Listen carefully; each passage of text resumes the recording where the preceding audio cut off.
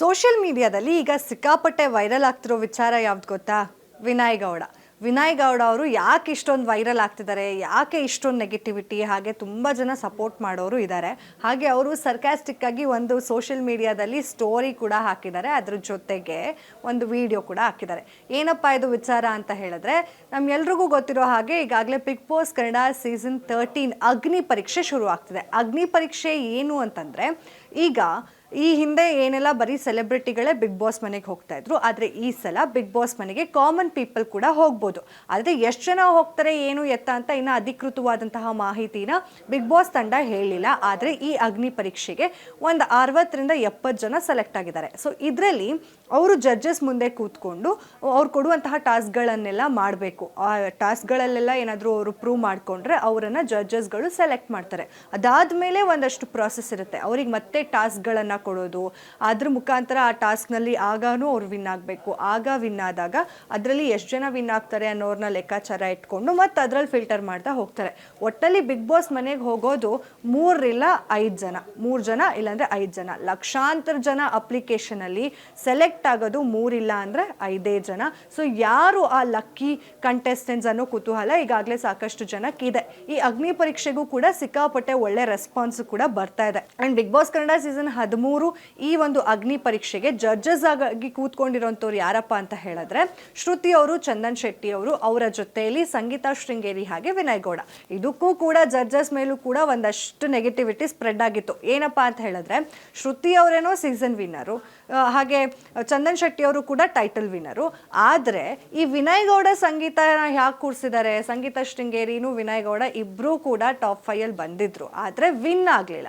ಇವರಿಗೇನು ಅರ್ಹತೆ ಇದೆ ಅಂತ ಕೂರಿಸಿದ್ದೀರಾ ಅಂತ ಹೇಳಿ ಸಾಕಷ್ಟು ಜನ ಒಂದಷ್ಟು ಟೀಕೆಗಳನ್ನು ಮಾಡ್ತಾ ಇದ್ರು. ಇದ್ರ ಜೊತೆಗೆ ರೀಸೆಂಟಾಗಿ ಒಂದು ಎಪಿಸೋಡನ್ನು ರಿಲೀಸ್ ಮಾಡ್ತಾರೆ ಕಲರ್ಸ್ ತಂಡ. ಆಗ ವಿನಯ್ ಗೌಡ ಅವರು ಒಬ್ಬ ಸ್ಟೂಡೆಂಟಿಗೆ ಅಥವಾ ಒಬ್ಬ ಹುಡುಗನಿಗೆ ಕೇಳ್ತಾರೆ, ಒಂದು ಸರ್ಕಲ್ಗೆ ಎಷ್ಟು ರೌಂಡ್ಸ್ ಇರುತ್ತೆ ಅಂತ. ಅವ್ನು ಕಾನ್ಫಿಡೆಂಟಾಗಿ, ನಮಗೆ ಸ್ಕೂಲಲ್ಲೇ ಹೇಳ್ಕೊಟ್ಟಿರ್ತಾರಲ್ವ, ಸರ್ಕಲ್ ರೌಂಡ್ ಆಗಿರುತ್ತೆ, ಅದಕ್ಕೆ ಸೈಡ್ಸ್ ಇರಲ್ಲ ಅಂತ. ಸೊ ಅದೇ ಕಾನ್ಫಿಡೆನ್ಸಲ್ಲಿ ಅವನು ನೋ ಸೈಡ್ಸ್ ಅಂತ ಹೇಳ್ತಾನೆ. ಆಗ ವಿನಯ್ ಗೌಡ ಅವರು ಅದಕ್ಕೆ 2 ಸೈಡ್ಸ್ ಇರುತ್ತೆ, ಒಂದು ಇನ್ಸೈಡ್, ಇನ್ನೊಂದು ಔಟ್ಸೈಡ್ ಅಂತ ಹೇಳ್ತಾರೆ. ಈ ವಿಚಾರನ ಇಟ್ಕೊಂಡು ಸಾಕಷ್ಟು ಜನ ಸೋಷಿಯಲ್ ಮೀಡಿಯಾದಲ್ಲಿ ಹಿಗಾಮಗ ಟ್ರಾಲ್ ಮಾಡ್ತಾ ಇದ್ದಾರೆ. ಇದನ್ನು ತಲೆ ಕೂಡ ಕೆಡಿಸ್ಕೊಳ್ದೆ ವಿನಯ್ ಗೌಡ ಅವರು ಈಗ ಸಿಗ್ತಿರುವಂತಹ ಅಟೆನ್ಷನ್ನ ಸಿಕ್ಕಾಪಟ್ಟೆ ಎಂಜಾಯ್ ಕೂಡ ಮಾಡ್ತಾ ಇದ್ದಾರೆ. ಆ್ಯಂಡ್ ಹೌದಾ, ನಿಜವಾಗ್ಲೂ ಸರ್ಕಲ್ಗೆ 2 ಸೈಡ್ಸ್ ಇರುತ್ತಾ ಅಥವಾ ಸರ್ಕಲ್ಗೆ ಸೈಡ್ಸೇ ಇಲ್ವಾ ಅನ್ನೋ ಚರ್ಚೆ ಕೂಡ ಈಗ ಶುರು ಆಗ್ತಿದೆ. ಕೆಲವರು ಸರ್ಕಲ್ಗೆ ಸೈಡ್ಸ್ ಇರುತ್ತೆ ಅಂತ ಹೇಳಿ ಪ್ರೂವ್ ಮಾಡ್ತಾ ಇದ್ರೆ, ಇನ್ನು ಕೆಲವರು ಮ್ಯಾಥಮೆಟಿಕಲಿ ಸರ್ಕಲ್ಗೆ ಯಾವುದೇ ರೀತಿಯಾದಂತಹ ಸೈಡ್ಸ್ ಇಲ್ಲ ಅಂತ ಹೇಳಿ ಕಿತ್ತಾಡ್ತಿದ್ದಾರೆ.